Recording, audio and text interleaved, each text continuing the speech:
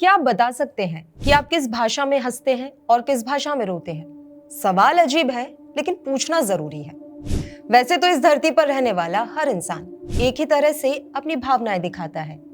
किसी को हंसते देखकर या फिर रोते देखकर ही आप इस बात का अंदाजा लगा सकते हैं कि सामने वाले की मनोदशा क्या है। कहने का मतलब ये है कि आपकी फीलिंग्स यानी कि भावनाओं को दिखाने के लिए भाषा की जरूरत नहीं पड़ती, वो हम ऐसे ही समझ जाते हैं। तब हम इस बात पर नहीं लड़ते कि आप मराठी, तमिल या हिंदी में हंस रो नहीं रहे हैं, इसलिए समझ नहीं आया। अब आप ये तो समझ गए होंगे कि आज हम किस बारे में बात करने वाले हैं। हालांकि ऐसा भी नहीं है कि सारी भावनाएं आप अपने चेहरे से ही जाहिर कर दें। उसके लिए भाषा की जरूरत पड़ती है। भाषा एक ऐसा साधन है जिसके जरिए हम अपनी भावनाएं, अपने विचार दूसरों तक पहुंचाते हैं या उनको समझते हैं। भाषा केवल संवाद का साधन नहीं, बल्कि हमारी संस्कृति, परंपराओं को भी दिखाती है। हर भाषा की अपनी एक खूबसूरती होती है। जो व्यक्ति जितनी ज्यादा भाषाओं का ज्ञान रखता है, उसे उतना ही विद्वान माना जाता है। लेकिन क्या हो अगर भाषा को संवाद की जगह विवाद या टकराव का साधन बना दिया जाए? क्योंकि भाषा का तो मकसद ही होता है लोगों को जोड़ना, ना कि उनको अलग करना। लेकिन जिस तरह से भाषा को लेकर देश में विवाद चल रहा है, उसने कई सवाल खड़े कर दिए हैं। सबसे बड़ा सवाल तो यही है कि अगर भारत का हर राज्य अपनी अपनी भाषा को पूरे देश में थोपने पर लग जाए तो फिर क्या होगा? मान लीजिए एक राज्य कहता है कि अब सिर्फ उसकी भाषा ही ऑफिस में यूज होगी। दूसरा कहता है कि स्कूल में सिर्फ उसकी ही भाषा पढ़ाई जाएगी। तीसरा कहता है कि बाहर से आए लोगों को उसकी भाषा आनी चाहिए, नहीं तो नौकरी नहीं मिलेगी। अंदाजा लगा सकते हैं कि देश की क्या हालत हो जाएगी। जिस एकता, अखंडता की हम पूरे विश्व भर में गर्व से बात करते हैं, विविधता में एकता जो भारत की पहचान है, उसका क्या होगा? पॉइंट टू पॉइंट सब समझते हैं। अगर किसी राज्य पर किसी दूसरी भाषा को जबरदस्ती थोपा जाता है, जैसे हिंदी को दक्षिण भारत पर या अंग्रेजी को किसी ग्रामीण क्षेत्र में, तो वहां के लोग खुद को दूसरे दर्जे का नागरिक समझने लगते हैं।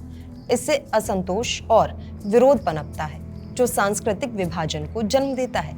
जब एक भाषा को सबसे ऊपर बताकर बाकी भाषाओं को कमतर माना जाता है, तो लोगों की सांस्कृतिक भावनाएं आहत होती हैं। ये टकराव राजनीतिक आंदोलन, प्रदर्शन और कभी-कभी हिंसा का भी रूप ले सकता है, जैसे तमिलनाडु और महाराष्ट्र में हिंदी विरोधी आंदोलन। भारत की ताकत उसकी विविधता में एकता है। जब सबकी भाषाओं को सम्मान मिलता है, तभी लोग खुद को भारतीय महसूस करते हैं। भाषा थोपना इस भावना को कमजोर करता है और हमें एक दूसरे से दूर करता है, ना कि जोड़ता है। भाषा पर विवाद सिर्फ सांस्कृतिक रूप से नुकसान नहीं पहुंचाता, बल्कि आर्थिक रूप से काफी नुकसान झेलना पड़ सकता है।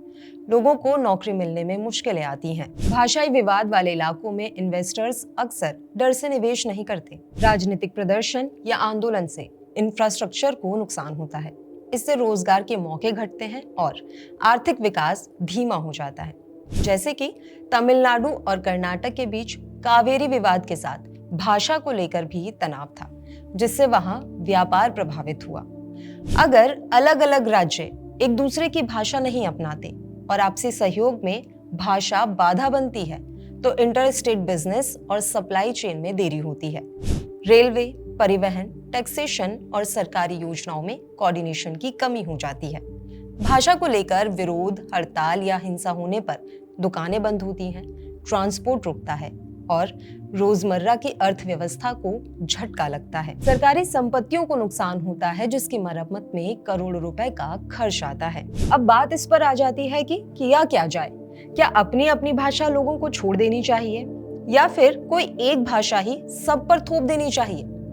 नहीं, ऐसा कुछ भी करने की कोई जरूरत नहीं पड़ेगी। हर एक समस्या का समाधान होता है, बस नियत होनी चाहिए। भाषा विवाद का भी समाधान निकाला जा सकता है।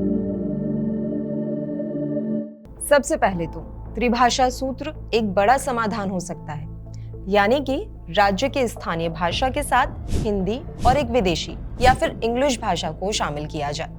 दूसरा, नौकरियों में भाषा के आधार पर भेदभाव बिल्कुल नहीं होना चाहिए और सबसे जरूरी है एक दूसरे की भाषा और संस्कृति का सम्मान। हिंदी को कॉन्टेक्ट लैंग्वेज यानी कि संपर्क भाषा के रूप में बढ़ावा देना, वो भी बिना किसी भाषा को जबरदस्ती थोपने के, ये एक प्रैक्टिकल अप्रोच हो सकती है। सभी को अपनी भाषा और दूसरी भाषाओं को सीखने के मौके देना समझ और सहयोग को बढ़ावा दे सकता है।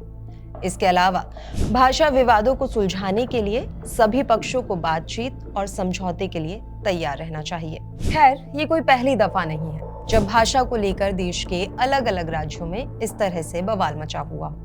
पहले भी भाषा, खास करके हिंदी को लेकर विवाद छिड़ चुके हैं, जिसके बारे में हम आपको अपने इस वीडियो में बता चुके हैं। भाषा सिर्फ शब्द नहीं, पहचान होती है। जब आप किसी पर जबरदस्ती भाषा थोपते हैं तो आप उसकी पहचान को ठेस पहुंचाते हैं। अगर हर राज्य अपनी भाषा थोपने लगेगा तो भारत एक भारत नहीं रह जाएगा, बल्कि भाषाओं में बटा भारत बन जाएगा। इसलिए ये जरूरी है कि हम भले ही अपनी भाषा बोलें, लेकिन दूसरों की भी इज्जत करें। असल में तभी विविधता में एकता वाला भारत बन पाएगा, क्योंकि भाषा बांटती नहीं, जोड़ती है, अगर आपस में समझदारी हो। आपकी इस पर क्या राय है, हमें कमेंट में बताइए और इसी तरह की दूसरी वीडियोस के लिए विट्टी चोखा को सब्सक्राइब कीजिए।